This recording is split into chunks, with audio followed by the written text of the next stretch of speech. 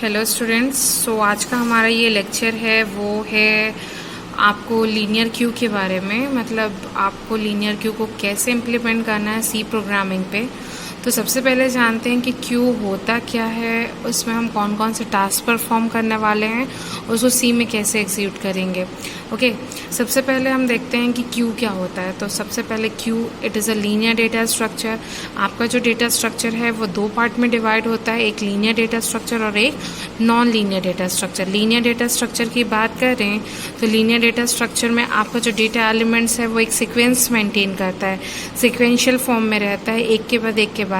But हम जब बात करते हैं नॉन लीनियर डेटा स्ट्रक्चर की, तो नॉन लीनियर डेटा स्ट्रक्चर में होमोजीनियस पैटर्न आपका इंक्लूड होता है। आप रेंडमली कभी भी डेटा ऐड कर सकते हैं और डिलीट कर सकते हैं। तो सबसे पहली बात, क्यू आपका लीनियर डेटा स्ट्रक्चर है और उसका एक काम है कि आप क्यू पे एक एंड से डेटा इंसर्ट करेंगे और एक एंड से आप डेटा रिमूव करेंगे, डिलीट करेंगे। ओके, जैसे अगर मैं लाइव एग्जांपल बोलूँ या डे टू डे पे हम यूज़ करें तो हम कहीं लाइन लगते हैं। सपोज़ फॉर एग्जांपल कि हम अगर मूवी टिकट्स लेने के लिए लाइन लगे हैं, तो जो सबसे पहले काउंटर के पास रहता है उसको टिकट पहले मिलती है और उसके बाद किसी को अगर ऐड होना है तो वो बैक एंड से ऐड होता है। तो यहाँ पे जो आपका डेटा डिलीट होगा वो फ्रंट एंड से होगा और जो डेटा ऐड होगा वो आपका रियर एंड से होता है। रियर एंड मतलब बैक एंड से आपका डेटा इंसर्ट हो रहा है और फ्रंट एंड से आपका डेटा डिलीट हो रहा है। अगर इस कंसेप्ट की बात करें तो ये कौन से कंसेप्ट पे काम करता है, अगर ऐसे बोलेंगे तो FIFO, that is first in और फर्स्ट आउट, जो हमने लास्ट और या तो फिर इसमें हो सकता है कि आप क्या कर सकते हो, इसमें आप दो चीज़ यूज़ कर सकते हो। एक आप insertion deletion. Okay, insertion deletion. अब इंसर्शन डिलीशन की बात करें तो सबसे पहले हमको क्या देखना रहता है, कंसेप्ट जो है वो है आपका ओवरफ्लो और अंडरफ्लो का कंसेप्ट। मगर उसका मतलब ये है कि अगर मैं कोई भी डेटा इंसर्ट कर रही हूँ क्यू पे, तो सबसे पहले आप एरे यूज़ कर रहे हो डेटा स्टोर करने के लिए, तो पहले हमको देखना पड़ेगा कि वहाँ पे अगर कोई डेटा स्टोर करना चाह रही हूँ तो वहाँ स्पेस ऑलरेडी अवेलेबल है या नहीं है। अगर स्पेस अवेलेबल नहीं होगा तो आपका डेटा इंसर्ट नहीं हो पाएगा। तो उस केस में हम लिखते हैं ओवरफ्लो, मतलब ऑलरेडी वहाँ पे स्पेस नहीं है, आप अननेसेसरी डेटा इंक्लूड करेंगे। और जब बात आती है आपको डेटा रिमूव करने के लिए, तो तब हम बात करते हैं कि वहाँ पे ऑलरेडी एक आध एलिमेंट प्रेजेंट है या नहीं है। अगर एक भी एलिमेंट प्रेजेंट नहीं होगा क्यू पे तो आप कौन से डेटा को रिमूव करेंगे। तो इसमें ये दो चीज़ का हमको बहुत अच्छे से ध्यान रखना पड़ता है जब हम इंसर्शन या डिलीशन का कंसेप्ट यूज़ करते हैं। ओवरफ्लो और अंडरफ्लो कैसे यूज़ होता है। Okay, in linear queue the traversal through queue is possible only once, मतलब once a element is deleted we can not insert any element in its position. Linear array की जब हम बात कर रहे हैं कि जिस एलिमेंट को आप डिलीट कर रहे हैं उस पर्टिकुलर पोजीशन पे आप डेटा इंसर्ट नहीं कर सकते। बट आपका जब एक और चीज़ है, लीनियर एरे को ओवरकम करने के लिए हम क्या यूज़ करते हैं, सर्कुलर क्यू। सर्कुलर क्यू क्या होता है, जो मेमोरी आपकी यूटिलाइज नहीं हो पाती उसको सर्कुलर बना के रीयूज कर सकते हैं। Okay, this restriction enforces the rule that item are inserted and deleted in a queue according to the first in first out principle. Okay, दो फंडामेंटल मेथड्स हैं, एनक्यू और डीक्यू। एनक्यू का मतलब होता है इंसर्ट करना, insert element at the rear. मैंने बताया था बैक एंड से आपका डेटा इंसर्ट होता है rear end of the Q. और डीक्यू का मतलब होता है डिलीट करना, तो remove and return from the Q the object at the front end से आपका डेटा रिमूव होगा। और एरर तब आएगा जब आपका क्यू ऑलरेडी एम्प्टी है और आपको कोई डेटा वहां से रिमूव करना है तो नहीं हो पाएगा। ओके,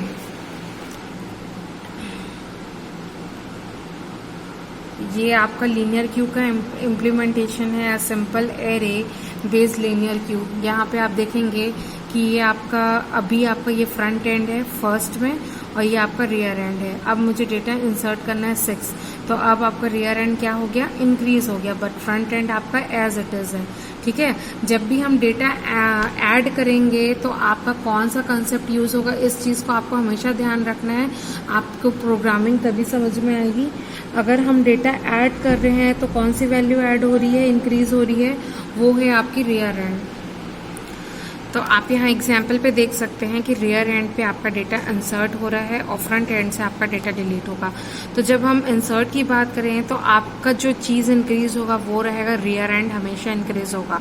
बट हम जब डिलीशन की बात करते हैं तो आपका हमेशा फ्रंट जो है इंक्रीज होता है। ओके, डिक्रीज इसमें कुछ भी नहीं होता, हमेशा इंक्रीज होता है। आप यहाँ पे देखिए, अगर मेरे को आप यहाँ पे डिलीट करना है डेटा 59 डिलीट की तो आपकी फ्रंट की वैल्यू क्या हुई, इंक्रीज हो गई। अभी फ्रंट की वैल्यू 1 है और रियर की वैल्यू 1 2 3 4 5 6 है। रियर की वैल्यू 6 है, फ्रंट की वैल्यू 1 है। फ्रंट से हम क्या डेटा डिलीट किए तो यहाँ से आपका डेटा डिलीट हुआ और अब फ्रंट की वैल्यू क्या हो गई, 2 हो गई और रियर एज इट इज 6 पे है। उसके बाद अगेन हमने एक और वैल्यू डिलीट किया, फ्रंट की वैल्यू आपकी क्या हो गई, 3 हो गई और रियर एज इट इज है। और यहाँ पे आपकी फ्रंट एज इट इज है और रियर की वैल्यू क्या हो रही है, इंक्रीज हो रही है। तो अभी हम देख रहे हैं कि अगर सपोज मुझे डेटा इंसर्ट करना है तो उस केस में हम क्या बोलते हैं, एनक्यू। ओके, अगर डेटा मुझे इंसर्ट करना है तो सबसे पहले हम चेक करेंगे कि आपकी क्यू में स्पेस अवेलेबल है कि नहीं। तो वहाँ पे आपका कंसेप्ट आ जाएगा ओवरफ्लो। अगर रियर की वैल्यू आपकी n-1 है देन प्रिंट ओवरफ्लो, एल्स आपका 3 कंडीशन जाता है। हम सर्कुलर क्यू की बात करते हैं क्योंकि आपको मूव ऑन होना है। अगर फ्रंट एंड रियर दोनों की वैल्यू है -1 देन फ्रंट की वैल्यू 0 और रियर की वैल्यू 0 करनी पड़ेगी। ये चेक कर रहे हैं कि क्या आपका क्यू एम्प्टी है क्या। ओके, एल्स हमारा क्या हो जाएगा, अगर पर्टिकुलर पोजीशन पे है तो रियर की वैल्यू क्या हो जाएगी, increment 1 rear is equal to rear plus 1 और वहाँ पे हम अपना आइटम इंसर्ट करेंगे और प्रिंट हो जाएगा आपका आइटम और वहाँ से एग्जिस्ट। हम जब DQ की बात कर रहे हैं, DQ का मतलब होता है डेटा डिलीट करना।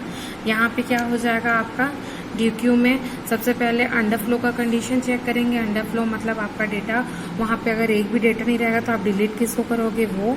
फिर उसके बाद जो पर्टिकुलर डेटा को डिलीट करना है उसको फ्रंट में वो करोगे। उसके बाद अगर फ्रंट और रियर की वैल्यू सेम है मतलब आपके पास एक ही एलिमेंट लेफ्ट है और उसको आपने डिलीट कर दिया, अदरवाइज फ्रंट की वैल्यू इंक्रीज बाय 1 हो जाएगी और आपका डेटा यहाँ पे प्रिंट हो जाएगा। तो हम देखते हैं कि अब इसको हम सी प्रोग्रामिंग में कैसे करते हैं। तो सबसे पहले आप ये सी प्रोग्रामिंग पे आ गए, फाइल्स पे हमने अपना प्रोग्रामिंग स्टोर करके रखा हुआ है, हमने उसको ओपन किया। सबसे पहले जो आपके 3 जो दिखा रहे हैं ग्रीन इस पे, that is include studio, include stb-lib और डिफाइन मैक्स साइज। तो include studio stb-lib that are the library functions जो आपके पूरे प्रोग्राम को कंपाइल करेगा और आपका जो जितने भी आपने लाइंस लिखे हैं वो चेक करेगा कि आपने वो सही लिखे हैं कि नहीं, कोड आपकी कोडिंग सही है कि नहीं। तो ये कंपाइलेशन है जिसपे आप जितने भी आप फंक्शंस यूज़ कर रहे हैं, int, main, printf and all, ये जितने भी फंक्शंस यूज़ कर रहे हैं वो उसमें प्री डिफाइंड रहते हैं। देन डिफाइन मैक्स 5, आपने यहाँ पे मैक्स साइज एरे का साइज लिखा है, आपने उसको ऑलरेडी डिफाइन कर दिया है कि उसकी साइज 5 होनी चाहिए। उसके बाद हमने यहाँ पे देखो ये आपका जो लाइन है ये एक फंक्शन डिस्क्राइब किया है Q max. Okay, int Q max आपका ये फंक्शन है। इंट आपका ये फंक्शन नहीं है, आपने क्यू मैक्स लिया है, एक वैल्यू एरे का नाम है ये। और उसके बाद फ्रंट अभी -1 और रियर -1 पे रखा है। अब ये आपका फंक्शन प्रोटोटाइप, आपने जो फंक्शंस यूज़ करना है उसके बारे में डिस्क्रिप्शन है। That is insert function use कर रहे हो जो हम एनक्यू के लिए करेंगे, डेल मतलब DQ के लिए और डिस्प्ले मतलब आपको उसको डिस्प्ले करने के लिए। उसके बाद है इंट मेन, ये आपका मेन फंक्शन है जहाँ से आपका प्रोग्राम एग्जीक्यूट होता है। ओके, फिर उसके बाद आपको यहाँ पे क्या लिखा है, चॉइस, इंट चॉइस। अब वो ये है कि आपको कौन सा टास्क परफॉर्म करना है, इंसर्ट परफॉर्म करना है, डिलीट परफॉर्म करना है, डिस्प्ले परफॉर्म करना है। तो आपको वो अपना चॉइस एंटर करना पड़ेगा। आप यहाँ से 1 2 3 4 इससे आप चॉइस एंटर कर सकते हो और 4 से ज़्यादा अगर कोई चॉइस एंटर किए तो वहाँ पे बाय डिफ़ॉल्ट इनवैलिड चॉइस आ जाएगा। उसके बाद हम इंसर्ट पे आते हैं कि इंसर्ट कैसे करेंगे क्यू पे। सबसे पहले हमको जो आइटम इंसर्ट करना है वो सेलेक्ट किए। उसके बाद हम क्या करेंगे, रियर मतलब चेक करेंगे कि ऑलरेडी स्पेस है कि नहीं, मैक्स साइज -1, अगर स्पेस नहीं है तो ओवरफ्लो लिखाएगा और वहीं पे एग्जिट हो जाएगा, एल्स पार्ट में जाएगा, नहीं तो फिर एल्स में जाने के बाद आपका आएगा कि आपको जो आइटम इंसर्ट करना है वो इंसर्ट करो, रियर की वैल्यू आपकी बैक एंड से इंक्रीज होगी और जहाँ पे इंक्रीज होगी वहाँ पे आपका वैल्यू इंक्रीज हो जाएगा। ओके, अगर फ्रंट की वैल्यू -1 है तो फ्रंट की वैल्यू सर्कुलर क्यू है वो 0 हो जाएगी। ओके, अब यहाँ पे इंसर्ट वाला पार्ट हो गया। अब डिलीट का आ रहा है। डिलीट में आप ओवरफ्लो चेक कर रहे हो। ओवरफ्लो के बाद आप यहाँ पे डिलीट किए फ्रंट एंड से डेटा। अगर फ्रंट और रियर की वैल्यू सेम है तो आपके उस पर एक ही एलिमेंट है और वो डिलीट होने के बाद फ्रंट और रियर की वैल्यू चेंज हो जाएगी -1, अदर एल्स फ्रंट की वैल्यू इंक्रीज हो जाएगी 1। अब डिस्प्ले करने के लिए आप जैसे जो भी आप डेटा इंसर्ट कर रहे हो, डिलीट कर रहे हो, वो वाला पार्ट यहाँ पे आपका डिस्प्ले होगा। ओके, अब हम इसको रन करके देखते हैं। सबसे पहले हम कंपाइल करेंगे, सक्सेस हुआ। अब हम इसको रन कर रहे हैं। अब यहाँ पे देखो क्या ऑप्शन आ रहा है, क्यू ऑपरेशंस।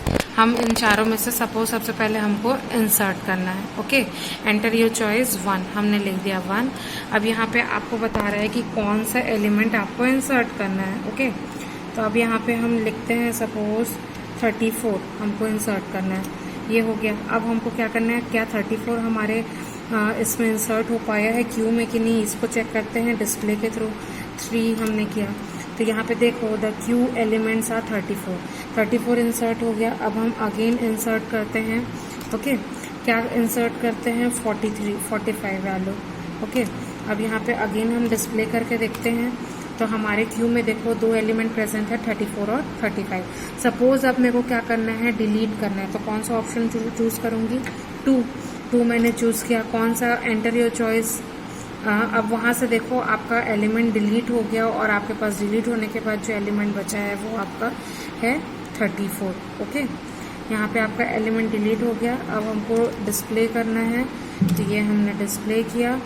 आपका जो डिस्प्ले आया वो आया आपका 45।